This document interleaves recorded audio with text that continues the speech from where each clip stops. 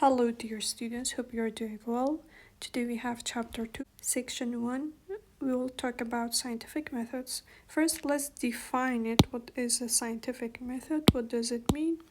And the steps involved in scientific methods. So, the definition is that it's a logical approach to solving problems by, these are the steps. Number 1, observing. Number 2, collecting your data. Formulating hypothesis, that's 3. Testing the hypothesis, whether it is correct or not, that's 4. And formulating theories based on your data that have been supported. So, what do you mean by data? How many types do we have? We have 2.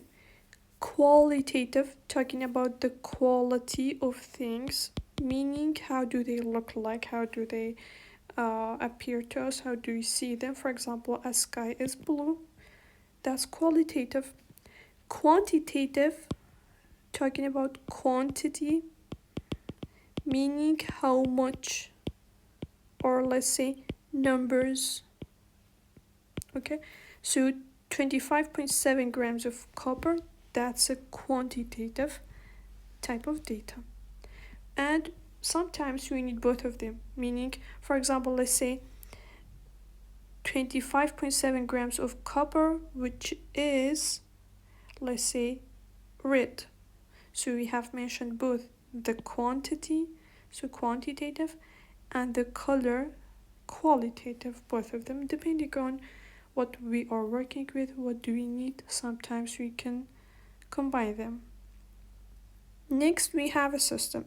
Systems, there are specific portions of matter in which a given region of space that has been selected for study during experiment or observation. What does that mean? Let's say we have a test tube. We have something in this test tube that we want to test, and this test tube is in the lab, including you as well doing the test. Okay, so everything together, this is a system. So what does the system consist of? The room, the lab, yourself, or the one doing the test, the test tube, and the substance we are working with. Okay, so the thing in interest that we are doing our experiment on it. Everything together, it's a system. Okay, so next, this page or this, let's say, figure is very important, in which we have to memorize it, understand it first, then memorize the steps, because we cannot forget one step. We have to go one after another. So let's start with step number 1.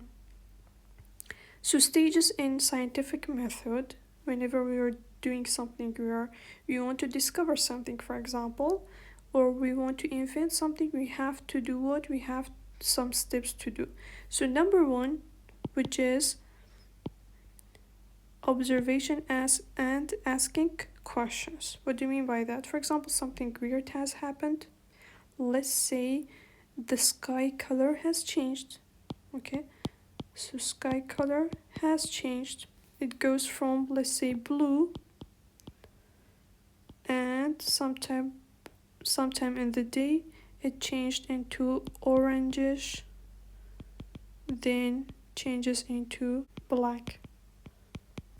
Okay, so what do people do? They observe it, they look at it, that the color is changing, and they ask questions. For example, why is the color changing? Another example, why is the color changing from blue, then to orange, then to black? Why not other colors? What is the reason? So that's your step number 1. Step number 2, formulating hypothesis. What do you think about this change? For example, some people will say it's because of the time is changing. For example, it started in the morning time, let's say 6 a.m. up to, let's say, 5 p.m. it has changed into orangish yellow color. Then to 8 p.m. it has changed into black.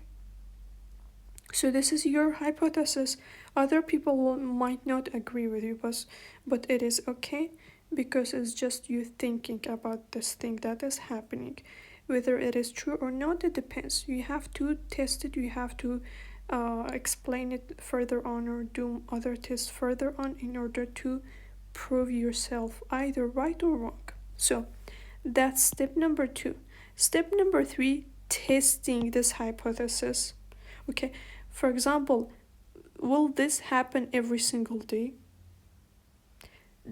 Or another example, will this exactly happen at 6, start from 6, then at 5 changes to orange, at 8 changes to black every single day of the year, at every season? You have to test it, right?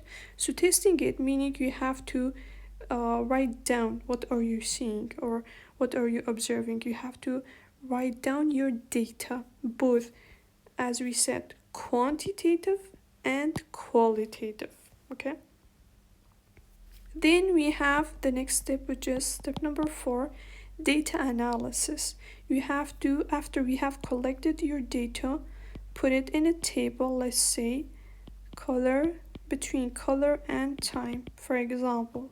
Okay, so blue, then we have orange, then we have black, for example, and write down the time every single day. So for example, this is day 1, day 2, day 3, and so on.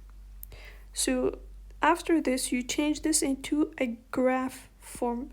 Put your data on the graph. Later on, we'll talk about how to plot a graph. Then you'll have points on the graph. You have to connect them, okay, in order to show you something, whether your hypothesis is correct or not. So next step, step number 5, conclusion. What does this data tell you? What does this graph tell you? What does this table tell you?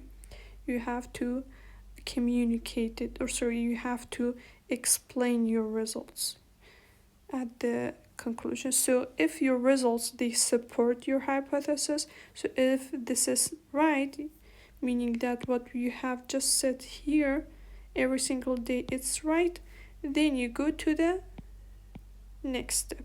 If it is not right, if it is not supported, then you go back again, do this all over again, meaning you have to change, let's say, time. If it does not happen at the same time, you have to change the time, right? If it does happen at the same time, then go to the next step, which is communicating.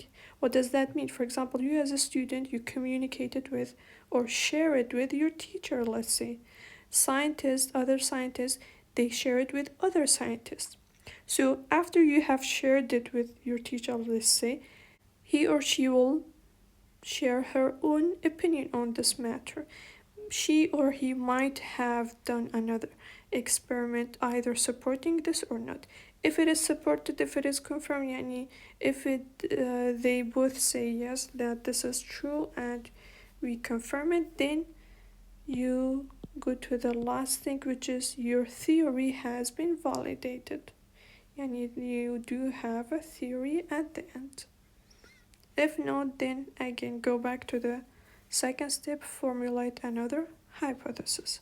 I know it's a bit confusing, but you have to memorize the steps, and I think you have the same figure in physics as well, if I'm not sure. So you will get it more than once, you will surely understand it, and you will memorize it. You have to memorize it. Okay, so next we have hypothesis. What do you mean by hypothesis? Hypotheses are things that are testable. You can test them. It's something that you can test. As for example, let's say it rains in the winter. Can you test this? Yes, we would just wait for winter to come and test it whether it rains or not. So what do we use? We use if and then. What do you mean by this? We say if this thing happens, then this will be the result.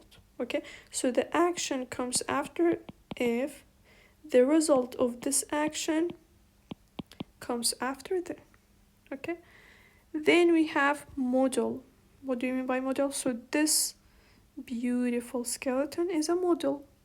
It shows us something that we cannot test it otherwise, we cannot see it otherwise, we cannot feel it otherwise. For example, will we wait for someone to die in order to feel their bones? No, you'll just make a model showing us how many bones do you have, for example, how do they look like, and so on. Models, sometimes they're visual, you can see them, sometimes they're verbal, they make sounds, and other times they're mathematical, meaning, let's say, for example, this is a mathematical model. It shows the relationship between density, mass, and volume. You'll get this later on, I will explain it. So use numbers for mathematical models. And the last thing is a theory, which is a broad generalization that explains a body of facts or phenomena. For example, this step at the end, or what you got at the end after you have formulated a hypothesis and you proved it, you confirmed it, everything that you have said will be a theory. So it explains something depending on your results. Okay, this was it for the first section. I will see you in the next one.